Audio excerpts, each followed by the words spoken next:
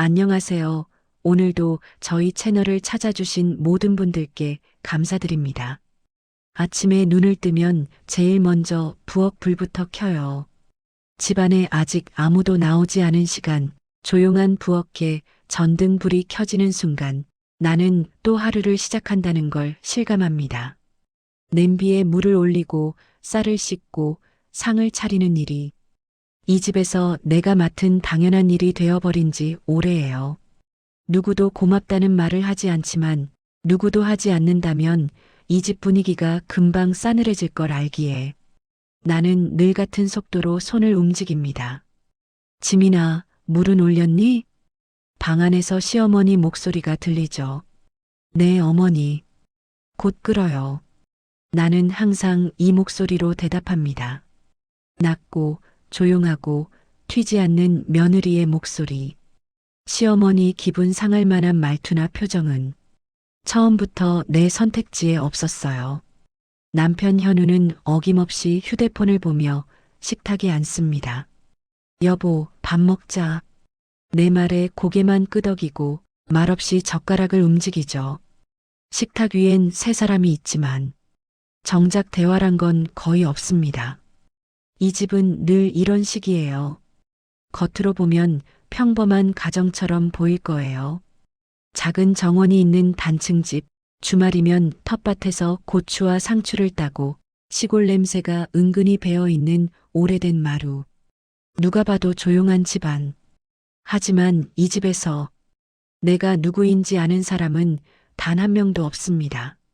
시어머니는 나를 돈 한 푼 없는 촌구석 며느리라고 생각하죠. 어쩌다 친정 이야기를 꺼내면 시골은 다 그렇지. 큰 기대하면 안 돼. 이렇게 무심하게 말해요. 나는 반박하지 않습니다. 굳이 사실을 설명할 필요도 느끼지 않아요. 맞아요. 친정은 시골이에요. 작은 공장이 있던 시골. 그 작디 작은 공장이 지금은 나라에서 손꼽히는 대기업이 됐고 그 회사를 세운 사람은 내 외할아버지예요. 엄마는 외동딸. 나 역시 외동딸. 나는 이미 오래전부터 상속이 결정된 사람입니다. 3천억이라는 금액이 나에게는 엄마의 유산이라는 이름으로 남겨져 있어요. 하지만 나는 한 번도 그 이야기를 시댁에 말한 적이 없습니다. 왜냐고요? 그들은 묻지 않았거든요. 나에 대해 궁금해하지 않았어요. 나를 존중하거나 이해하려는 마음 자체가 없었으니까요. 그래서 나는 이 집에서 조심스럽게 아주 작고 소리 없는 존재로 살아왔습니다. 말없이 일하고 짜인 듯한 역할을 먼저 수행하고 시어머니와 시누이가 내뱉는 말들을 하나도 놓치지 않고 마음속에 기록했어요. 처음엔 그저 상처를 덜 받기 위해 기록한 것이었어요. 억울한 말을 들으면 혼자 삼키기 힘든 날이면 일기장에 적어두는 것만으로 조금은 버틸 수 있었거든요. 하지만 어느 순간부터 그 기록이 다른 의미로 바뀌기 시작했습니다. 어느 날 부엌에서 우연히 들은 말 때문이죠. 지민이 없으면 좀 편하겠다. 그래, 재혼도 해야지. 저 아이가 있으면 좀 불편해. 그 말을 들은 순간 나는 확실히 알았습니다. 이 사람들은 곧 나를 내쫓을 거라는 걸. 그리고 더 웃긴 건, 정말 중요한 건 이 사람들은 아직도 모르고 있다는 거예요. 그들이 집에서 쫓아내려 하는 이 며느리가 자신들의 미래를 뒤바꿀 만큼의 거대한 진실을 조용히 품고 있었다는 사실을. 그날 밤 나는 수첩 한 장에 이렇게 적었습니다. 내 정체는 아무도 모른다. 하지만 곧 알게 될 것이다. 아침 식사가 끝나면 식탁 치우는 건 늘 제 몫이었어요. 현우는 방으로 들어가 양복을 갈아입고 시어머니는 TV 앞에 앉아 드라마를 보며 시간을 보내죠. 나는 싱크대 앞에 서서 빈 그릇을 정리하며 오늘도 평범하게 흘러갈 하루를 머릿속으로 정리합니다. 지민아, 점심은 알아서 챙겨 먹어. 시어머니는 늘 같은 말투로 말해요. 네, 어머니. 짧고 예의 있는 대답. 이 집에서는 이게 가장 안전한 문장이라는 걸 살면서 깨달았습니다. 부엌 창문으로 들어오는 햇빛을 보며 문득 내가 왜 이렇게 조용해졌는지 떠올립니다. 결혼 초엔 나도 말이 많았어요. 웃을 때 크게 웃고 이야기할 때 눈을 마주치고. 하지만 시어머니는 제가 웃는 것조차 불편해하셨죠. 며느리는 너무 나대지 않는 게 좋아. 그 말 한마디로 저는 조용한 사람이 되어야 했습니다. 점심 무렵이 되면 작은 소리에도 귀가 민감해져요. 시어머니와 시누이는 종종 전화로 긴 대화를 나누는데 언제나 제 이야기가 은근하게 끼어 있습니다. 지민이는 요즘도 일 안 하니? 아휴, 그냥 밥하고 치우는 게 다지 뭐. 그들의 말이 마치 내 존재가 집안일을 하는 기계로만 보이는 듯해 가슴이 서늘해지는 순간이 많아요. 하지만 나는 대답하지 않습니다. 그저 마음속 수첩에 또 하나의 문장을 적는 것처럼 그들의 말투와 표정을 기억해 두죠. 오후가 되면 시어머니는 누구보다 부지런해져요. 그 이유는 명확했습니다. 어느 날 우연히 현관에서 주고받는 속삭임을 들은 적이 있거든요. 엄마, 그분이 다음 주에 또 만난다는데? 그래. 그래도 지민이 눈치 보이니까 조심해야지. 그 짧은 대화를 듣고도 나는 아무 말도 하지 않았습니다. 오히려 마음은 더 차분해졌어요. 이제 확신했으니까요. 이 집에서는 나를 내보낼 계획이 이미 시작됐다는 걸. 저녁 준비를 할 시간이 되면 시어머니는 슬쩍 뒤에서 지적을 하기 시작합니다. 지민아, 국간 좀 심한 것 같아. 네, 다시 맞출게요. 밥이 좀 질다. 죄송해요. 다시 조절해 볼게요. 대답은 언제나 이렇습니다. 시어머니가 원하는 건 사과하는 며느리니까요. 나는 그 역할을 정확히 수행해 줍니다. 사실 나에게는 이 모든 행동이 일종의 기록 작업처럼 느껴졌어요. 그들이 나에게 어떤 말을 하는지, 나를 어떤 눈으로 보는지, 왜 나를 부담스러워하는지 매일 조용히 관찰하며 쌓아두고 있었어요. 그날 저녁 식탁을 차리며 시어머니가 갑자기 제 얼굴을 보며 말했습니다. 지민아, 너도 일 좀 해야 하지 않니? 어머니 아직은 고민 중이에요. 너도 돈이 필요할 거 아니야. 그 말에 나는 잠시 멈칫했어요. 내 안에 있는 3천억이 떠올랐지만 입 밖으론 아무 말도 하지 않았습니다. 이 집에서 나는 없는 사람처럼 살아야 했으니까요. 식탁 위에 반찬을 놓고 나서 나는 마음속으로 조용히 말했다. 괜찮아. 곧 모든 게 드러날 테니까. 며느리에게 따로 대하는 말투라는 게 있습니다. 겉으로는 공손하고 부드러운 척하지만 속에 담긴 의미는 칼처럼 날카로운 그런 말투요. 시어머니가 나에게 하는 말이 딱 그랬습니다. 그날도 시어머니는 부엌을 한번 훑어보고 말했어요. 지민아, 집안일은 너 혼자 하는 게 낫겠다. 네, 어머니. 나는 잠깐 웃는 얼굴을 지었지만 속에선 작은 파문이 일어났습니다. 왜 하필 지금 이런 말을 하지? 그 질문이 머릿속에 퍼졌죠. 점심 무렵 시어머니와 시누이가 통화하는 소리가 들렸습니다. 방문을 닫아놓아도 들릴 만큼 또랑또랑한 목소리였죠. 엄마, 그분 이번 주 일요일에 시간 된다네. 그래. 그럼 한번 만나봐야지. 근데 지민이 있으면 불편하지 않을까? 그 애야 좀 내보내면 되지. 그 말은 내 가슴에 정확히 꽂혔습니다. 그들은 내가 없는 줄 알고 얘기한 거였지만 나는 문 앞에서 한치도 움직이지 않은 채 모든 말을 똑똑히 들었어요. 재혼 내보내면 된다. 나는 그 순간 이 집에서 나를 밀어내려는 시도는 그저 느낌이 아니라 이미 현실이 된 계획이라는 걸 깨달았습니다. 저녁이 되자 시어머니는 마치 아무 일도 없다는 듯 식탁에 앉아 상을 차리라고 말했어요. 지민아, 이거 반찬은 왜 이렇게 짜니? 다음엔 덜 짜게 할게요. 말투는 늘 같았지만 그 뒤에 숨은 기분은 완전히 달랐습니다. 예전엔 단순한 불만이었는데 지금은 트집 잡기에 가까웠어요. 그런데 더 확실한 장면이 밤에 벌어졌습니다. 시어머니가 현우에게 들어올려 말했어요. 현우야, 너도 언제까지 이렇게 살 거냐?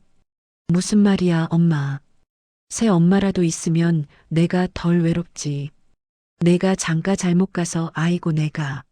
나는 그 말을 듣고도 아무 대답을 하지 않았습니다. 대신 조용히 방으로 들어가 문을 닫았어요. 방 안에서 혼자 앉아 있자니 조용함이 오히려 귀를 더 아프게 했습니다. 거울을 보니 내 표정엔 웃음도 분노도 없었어요. 그저 조용했습니다. 마치 오랫동안 준비해온 사람처럼. 사실 나는 이미 알고 있었어요. 시어머니가 재혼 자리를 알아보고 있다는 것도, 시누이가 그걸 도와주는 것도, 나를 내보내기 위한 빌미를 찾고 있는 것도요. 처음엔 충격이었지만, 이젠 마음이 이상하게 편했습니다. 왜냐하면 그들이 나를 어떻게 대하는지 더 명확하게 확인할 수 있었으니까요. 다음 날 아침, 시어머니는 일부러 들으라는 듯 말했습니다. 지민아, 어차피 내가 다시 일해야지. 우리 집에서 오래 살 건 아니잖아. 네. 나는 짧게 대답했지만 그 한마디가 오히려 그녀를 기분 좋게 만든 것 같았습니다. 그날 밤 나는 작은 가죽 수첩을 펴서 한 줄을 적었습니다. 이 사람들은 나를 내쫓을 계획을 세우고 있다. 하지만 그 계획이 완성될수록 내가 해야 할 일도 더 분명해진다. 며칠 동안 시어머니의 행동은 눈에 띄게 달라져 있었습니다. 평소엔 집에만 머물며 TV를 보던 분이 갑자기 외출이 잦아졌고 외출 전엔 옷을 갈아입으며 거울을 오래 바라보곤 했어요.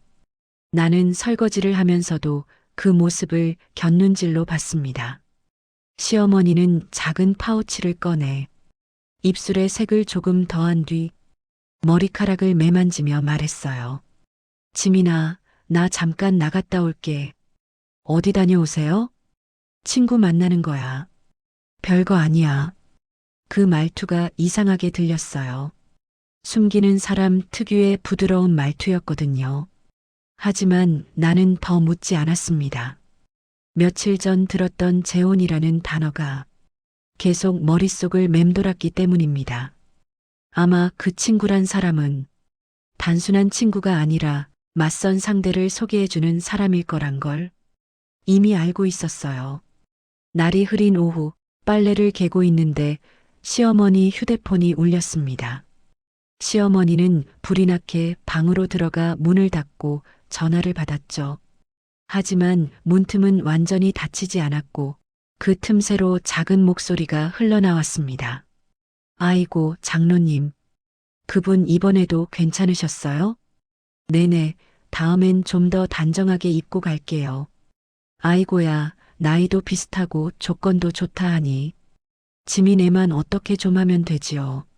나는 손에서 빨래가 떨어지는 줄도 몰랐습니다. 조건이 좋다. 지민 애만 어떻게 해. 드디어 확신했습니다. 시어머니는 이미 재혼 상대를 정했고 나는 그 준비 과정에서 제거해야 할 문제였다는 걸. 그날 저녁 시누이가 집에 왔습니다. 시어머니와 시누이는 마루에서 얘기를 나누고 있었어요. 나는 부엌에서 조용히 설거지를 하며 그들의 대화를 들었습니다. 엄마, 그분 이번엔 진짜 마음에 드셨대? 그럼. 조건도 괜찮고 우리한테도 해줄 게 많다더라. 근데 지민이 그 애 때문에 좀 걸리잖아. 그러니까 내보낼 생각이지. 애초에 그 애는 집에 오래 있을 애가 아니야. 나는 그 말을 들으며 웃음이 나올 뻔했습니다. 내가 누구인지도 모르고 나를 내보낼 생각만 하고 있다니 참 어이가 없어서요. 상처가 되었느냐고 묻는다면 전에는 그랬겠죠. 하지만 지금의 나는 그런 말에도 흔들리지 않았습니다. 왜냐하면 이 모든 상황이 곧 뒤집힐 걸 알고 있었으니까요. 저녁 식사가 끝난 뒤 시어머니는 나를 부르며 말했습니다. 지민아, 너 요즘 좀 쉬는 것도 좋겠다. 제가 무슨 잘못이라도 했나요? 그런 건 아니고 그냥 집 안 분위기도 그렇고 너도 나가서 생각 좀 하고 그러면 좋잖아. 겉으론 걱정하는 척했지만 눈빛은 너무 분명했습니다. 나가라는 신호였죠. 그날 밤 잠을 이루지 못한 시어머니는 거실에서 누군가와 또 통화를 했습니다. 아이고, 장로님. 며느리야 뭐 다시 원래 자리로 돌아가야지. 우리도 새 출발해야지 않겠어요? 나는 방문 뒤에서 조용히 들었습니다. 슬프지도 분하지도 않았습니다. 그저 마음이 점점 단단해지는 기분이 들었어요. 나는 서랍에서 작은 수첩을 꺼내 그날의 마지막 문장을 적었습니다. 재혼 준비는 이미 시작되었다. 이제 내가 움직일 차례도 곧 올 것이다. 그날따라 집안 공기가 유난히 무거웠어요. 창문을 조금 열어둬도 바람이 돌지 않았고 시어머니는 아침부터 말수가 적었습니다. 하지만 그 침묵은 불편함을 감추는 침묵이었지 평소처럼 조용한 하루를 준비하는 침묵은 아니었어요. 나는 평소처럼 부엌에서 반찬을 꺼내고 있었어요. 식탁에 접시를 올리던 순간 시어머니가 거실에서 나를 불렀습니다. 지민아, 잠깐 와봐라. 네, 어머니. 나는 물기를 닦으며 천천히 걸어갔습니다. 시어머니의 눈빛은 이미 결심한 사람의 눈빛이었어요. 그리고 그녀는 아주 단순한 말 한마디를 내뱉었습니다. 지민아, 너 이 집 좀 비워줘라. 순간 시간 전체가 멈춘 것 같았습니다. 내 귀가 잘못 들은 건가 싶어 의자 등받이에 손을 올린 채 그대로 굳어버렸습니다. 내 비우라고요? 내 입에서는 그 말밖에 나오지 않았어요. 그래. 너도 알겠지만 너가 여기 오래 있긴 힘들잖아.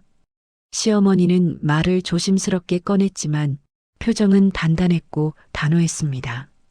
나도 이제 새 출발 좀 해야겠다. 현우도 그렇고 너도 내 인생 살아야지. 그 말이 얼핏 들으면 배려하는 말처럼 느껴질 수도 있지만 그 속뜻은 너무 뻔했습니다. 내 재혼을 위해 너는 나가라. 현우는 그 순간에도 휴대폰을 보며 말했습니다. 지민아, 우리도 생각 좀 해보자. 그 말은 더 큰 상처였습니다. 남편이 단 한 번도 나를 바라보지 않은 채 그저 상황을 맞춰주는 듯한 말뿐이었으니까요. 나는 깊게 숨을 들이쉬었어요. 그리고 고개를 살짝 숙이며 물었습니다. 제가 뭔가 잘못했나요? 시어머니는 손사래를 치며 말했어요. 그런 건 아니고 그냥 서로 편하자고 하는 말이지. 편하자고? 지금까지 나를 어떻게 대해왔는지는 생각도 하지 않는 말투였습니다. 신우이는 마루에서 팔짱을 끼고 고개를 끄덕였어요. 언니도 이제 나가서 일도 하고 자기 자리 찾아야지. 그 한마디에 나는 더 이상 미련을 둘 필요가 없다는 걸 깨달았어요. 나는 잔잔한 얼굴로 대답했습니다. 알겠습니다. 짐 챙길게요. 그 순간 시어머니의 입꼬리가 아주 미세하게 올라갔습니다. 나도 그걸 놓치지 않았어요. 나는 방으로 들어와 문을 조용히 닫았습니다. 방 안은 어둡고 조용했지만 내 마음은 이상하리만큼 평온했습니다. 오히려 오래 묵은 먼지가 한 번에 치워지는 듯한 기분이었어요. 옷 몇 벌을 작은 가방에 차곡차곡 넣으며 나는 스스로에게 속삭였어요. 그래, 이게 필요했지. 너희가 나를 어떻게 대하는지 확인하는 마지막 과정이었으니까. 시어머니는 내가 조용히 나가주길 바랐겠죠. 울거나 화내지 않고 그저 얌전히 집을 나서는 며느리. 그 기대에 나는 정확히 맞춰졌습니다. 현우는 문틈으로 나를 보며 한마디 했어요. 지민아, 너무 마음 상해하지 마. 나는 웃었습니다. 그 웃음은 슬픔이 아니라 마침내 끝이 보인 상황에 대한 묘한 해방감이었어요. 괜찮아. 이미 마음 정리했어. 그렇게 말하고 가방을 닫았어요. 문 밖으로 나오는 순간 시어머니는 뒤에서 말했습니다. 지민아, 그래도 감사했다. 그 말에 나는 잠시 멈춰섰지만 돌아보지 않았어요. 현관문을 열며 속으로 말했습니다. 감사한 사람은 나였죠, 어머니. 이제 진짜 나의 시간이 온 거니까. 집을 나오는 순간 차가운 공기가 얼굴을 스쳤습니다. 기분이 묘했어요. 억울함보다는 해방감, 슬픔보다는 적막함이 크게 느껴졌습니다. 나는 작은 가방을 들고 천천히 골목길을 걸었습니다. 이 집에 들어온 뒤로 나는 항상 조용히 아주 조심스럽게 살아왔습니다. 하지만 문 하나를 지나온 지금 나는 내 것을 되찾은 기분이 들었어요. 버스 정류장에 앉아 잠시 숨을 돌렸습니다. 핸드폰은 계속 울리고 있었지만 시댁에서 온 전화였기에 받지 않았어요. 아직은 그들과 얘기할 마음이 없었습니다. 그날 오후 나는 친정 근처에 있는 작은 카페로 갔습니다. 내가 자주 가던 곳은 아니지만 괜히 익숙한 냄새가 느껴졌어요. 자리에 앉자마자 회사에서 연락이 왔습니다. 지민 씨 맞으시죠? 네, 맞아요. 상속 관련해서 서류 확인 부탁드리려고 연락드렸어요. 이번 주 안에 시간 되시나요? 그 말이 들리는 순간 내 마음은 더욱 차분해졌습니다. 내가 누구인지 세상이 곧 알게 될 테니까요. 나는 짧게 대답했어요. 네, 일정을 잡아주세요. 전화를 끊자마자 창밖을 바라봤어요. 카페 유리창 너머로 스치는 사람들, 그 누구도 나를 알지 못하는 이 평범한 풍경이 이상하게도 위로가 됐습니다. 한편 그 시각 시댁 분위기는 완전히 달라져 있었습니다. 현우는 늦은 오후가 되도록 내게 전화를 여러 번 걸었고 시어머니는 집안을 들락날락하며 불안한 표정을 감추지 못했다고 합니다. 나는 그 모습을 직접 보진 못했지만 얼마 지나지 않아 들을 수 있었습니다. 지민아, 전화 좀 받아라. 현우에게 온 메시지는 단문이었지만 불안이 잔뜩 묻어났어요. 저녁이 되자 시어머니한테도 메시지가 왔습니다. 지민아, 어디 있니? 너무 성급하게 나간 건 아니니? 나는 답하지 않았습니다. 그들의 말은 내가 떠난 뒤에야 깨달은 후회였으니까요. 며칠 뒤 시댁에는 큰 충격이 찾아왔습니다. 뉴스 속보가 떴습니다. 국내 대기업 창업주 사망 3천억 전액, 외손녀에게 상속. 그리고 화면에 떠 있는 이름. 바로 내 이름이었죠. 현우는 TV 앞에서 얼어붙어 버렸다는 이야기를 들었습니다. 시어머니는 두 손으로 입을 가리고 말도 안 돼. 그 한마디만 반복했다고 해요. 신우이는 울먹이며 말했답니다. 엄마, 우리 큰일 난 거 아니야? 나는 그 소식을 들으며 손에 쥔 커피잔을 내려놓았습니다. 그리고 조용히 생각했어요. 이제야 그들이 진실을 알게 된 거구나. 시댁은 그제야 나를 찾기 시작했습니다. 현우는 하루에도 수십 번 전화를 걸었고 시어머니는 메시지를 계속 보내며 지민아, 우리가 잘못했다. 돌아와라, 제발. 그렇게 애원했지만 그 말들은 더 이상 내 마음에 닿지 않았습니다. 나는 더는 그들의 감정에 흔들리고 싶지 않았어요. 내가 집을 나왔던 순간부터 이미 모든 관계는 끝나 있었으니까요. 나는 창가에 앉아 호흡을 가다듬었어요.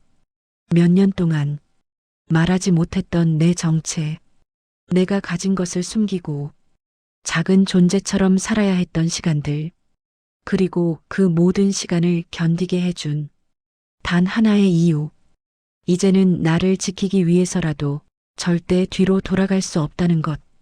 그날 밤 나는 핸드폰을 꺼버렸습니다. 그리고 조용히 혼잣말을 했어요. 이제 시작이다. 내가 집을 떠난 지 사흘째 되던 날, 세상은 생각보다 빠르게 움직였습니다. 아침부터 휴대폰이 계속 울렸지만 나는 화면도 보지 않았어요. 새로운 집, 새로운 공기, 그저 조용히 혼자만의 시간을 보내고 싶었기 때문입니다. 그런데 정오쯤 평소 연락이 잘 오지 않던 친구에게 메시지가 왔습니다. 지민아, 너 TV 봤어? 나는 무슨 이야기인지 몰라. 대수롭지 않게 답했어요. 아니, 왜? 뉴스에 너 이름 떴어. 상속 기사. 너 괜찮은 거 맞지? 내 손이 잠시 멈췄습니다. 예상보다 조금 빠르게 공개된 것 뿐이었지만 이제 정말 모든 게 세상에 알려진 거였습니다. 나는 천천히 TV를 켰습니다. 뉴스 화면에는 검은 리본이 달린 사진과 함께 내 외할아버지의 이름이 크게 적혀 있었어요. 기자는 차분한 목소리로 말했습니다. 국내 대기업 창업주고 정태준 회장의 전 재산 3천억 원, 외손녀 지민 씨에게 전액 상속. 내 이름이 또렷하게 화면에 떴습니다. 나는 그 순간 숨 깊숙이 묻어두었던 감정이 조용히 올라오는 걸 느꼈습니다. 이건 이제 피할 수 없는 진실입니다. 숨기지도 외면하지도 못할 내 정체의 공개 선언 같은 순간이었어요. 한편 그 소식을 들은 시댁의 반응은 상상도 어렵지 않았습니다. 먼저 연락이 온 건 남편 현우였습니다. 전화는 5번, 6번, 그리고 바로 이어지는 메시지들. 지민아, 우리 얘기 좀 하자. 나 지금 너무 놀랐어. 어떻게 이런 걸 말도 안 했어? 지민아, 내가 잘못했어. 제발 답장 좀 해. 나는 휴대폰을 바라보며 잠시 조용히 생각했습니다. 그는 단 한 번이라도 내 마음을 먼저 생각했던 적이 있었을까? 그 순간 이어서 시어머니에게서 메시지가 왔습니다. 지민아, 혹시 우리가 너무 성급했던 건 아니니? 너무 미안하다. 정말 미안하다. 어디 있니? 집으로 오면 안 되겠니? 너무 성급했다고? 지금 그 말이 무슨 의미가 있을까? 시어머니는 내가 가진 돈을 몰랐기에 나를 내쫓았고 이제는 그 돈 때문에 나를 다시 붙잡으려 하고 있었다.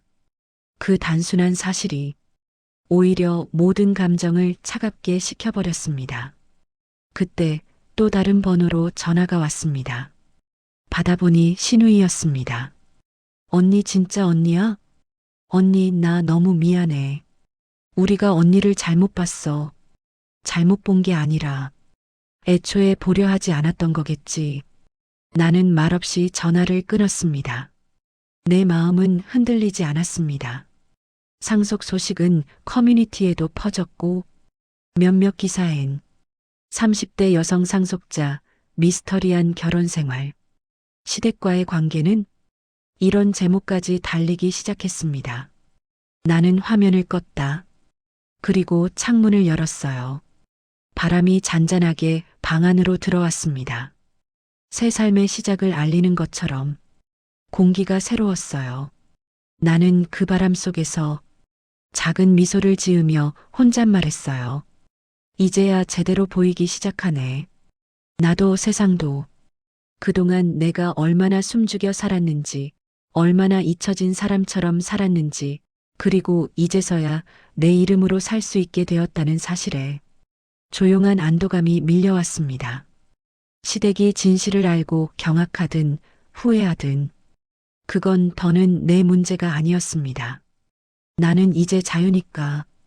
뉴스가 나온 뒤 세상은 하루 만에 달라졌습니다. 하지만 가장 크게 달라진 곳은 시댁이었어요. 그들은 내가 집을 떠난 그 순간부터 마치 큰 구멍이 생긴 사람들처럼 흔들리기 시작했습니다. 서로를 탓하고 내가 없으니 아무것도 돌아가지 않는다고 불평하고 무엇보다도 내 존재가 갑자기 너무 중요한 사람으로 바뀌었습니다. 그 사실이 나를 슬프게 만들진 않았습니다. 오히려 오래 묵은 짐이 사라지는 듯한 해방감만 느껴졌어요. 그날 오후 현우에게서 메시지가 또 왔습니다. 지민아, 우리 진지하게 이야기하자. 내가 그동안 너무 바보였어. 이어지는 메시지. 집으로 돌아와. 엄마도 많이 반성하고 있어. 나는 천천히 숨을 내쉬며 그 글을 다시 읽었어요. 반성? 그들의 사과 뒤에 숨어 있는 건 진심이 아니라 계산이라는 걸 나는 너무나 잘 알고 있었어요. 시어머니에게 온 메시지는 더 노골적이었습니다. 지민아, 우리 다시 가족처럼 살자. 내가 널 내보내려고 했던 건 진짜 내가 걱정돼서 그랬던 거야. 그 말을 읽는 순간 웃음이 저절로 나왔습니다. 걱정? 그동안 내게 던졌던 말과 눈빛을 돌이켜보면 걱정은커녕 무시와 불편함 뿐이었던 사람들이 이제 와서 나를 가족이라 부르고 있었습니다. 저녁 무렵 신우이에게서 전화가 왔습니다. 받지 않으려 했지만 계속 울려서 결국 연결했어요. 언니 나야. 우리 진짜 미안해. 언니를 그렇게 몰아낸 게 이렇게 큰일인지 몰랐어. 그 말은 듣는 순간부터 마음에 들어오지 않았습니다. 그들이 진짜 후회하는 건 나를 잃은 것이 아니라 돈을 놓친 것이라는 걸 이미 알고 있었으니까요.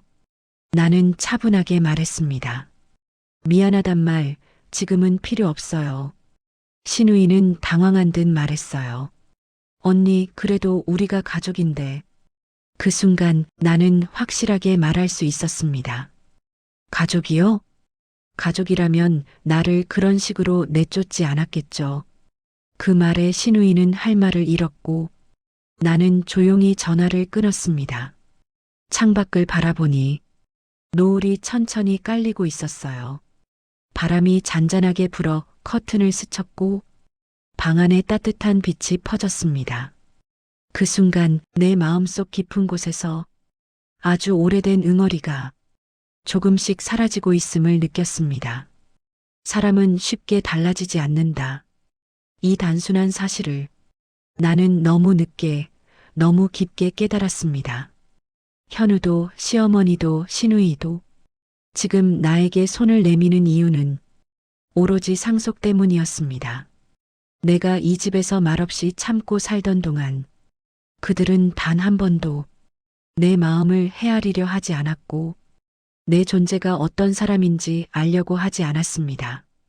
그러니 뒤늦게 깨달은 후회 따위는 더는 아무 의미가 없었습니다. 나는 휴대폰을 천천히 내려놓고 커튼을 걷어냈습니다.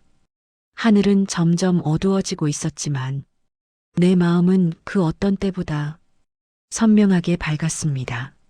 나는 조용히 스스로에게 말했습니다. 이제 진짜 끝이다. 뒤늦게 찾아온 그들의 후회는 단지 소음일 뿐 나의 길을 막을 수는 없었습니다.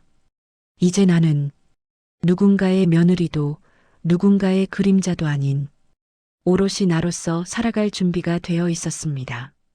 아침 햇빛이 천천히 방 안으로 스며들던 날, 나는 긴 숨을 들이마시고 조용히 눈을 떴습니다.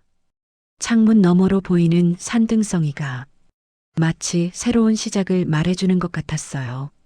전날 밤 시댁에서 왔던 수십 통의 전화와 메시지를 모두 확인했지만 어느 하나 내 마음을 움직이는 건 없었습니다.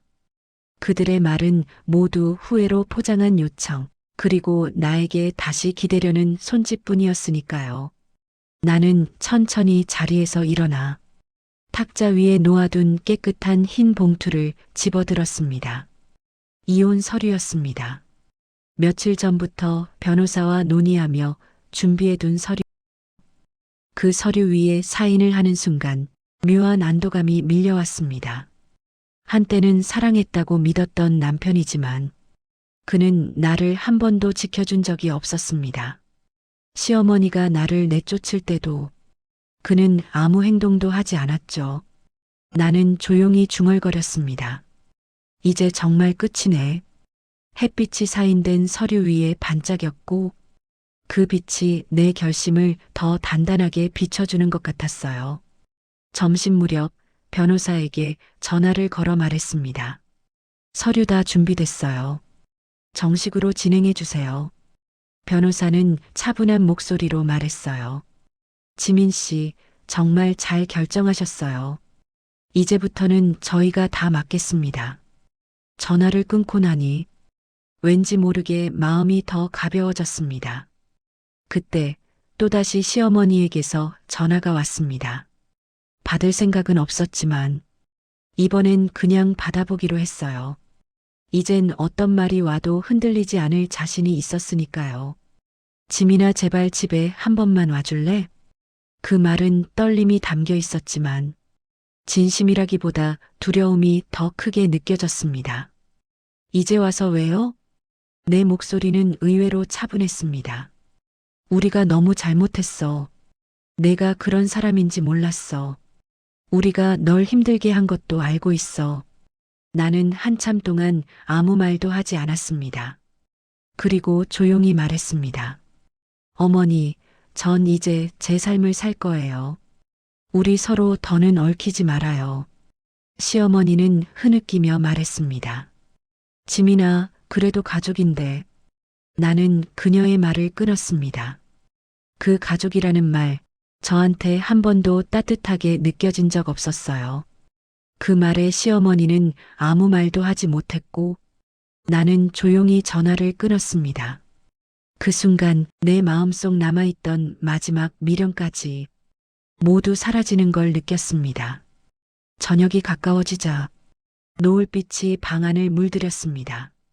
나는 작은 책상 앞에 앉아 흰 편지지를 꺼냈습니다. 이 편지는 시댁에 보낼 마지막 말이 될 거라고 생각했습니다. 나는 천천히 또박또박 적어 내려갔습니다. 저를 내쫓은 건 여러분입니다. 저는 원망하지 않습니다. 하지만 다시는 만나지 않기를 바랍니다. 편지를 모두 쓰고 봉투에 넣은 뒤 창문을 조금 열었습니다. 노을빛이 방 안을 따뜻하게 채웠습니다. 마치 새로운 삶을 축복해주는 듯한 빛이었어요. 나는 조용히 미소 지으며 생각했습니다. 내 마지막 선택은 나 자신이다. 그날 이후 나는 더 이상 누구의 며느리도 아니었고 누구의 그림자도 아니었습니다. 나는 이제 나만의 이름으로 살기 시작했습니다. 구독과 좋아요, 댓글은 저에게 큰 힘이 됩니다. 감사합니다. 행복하세요.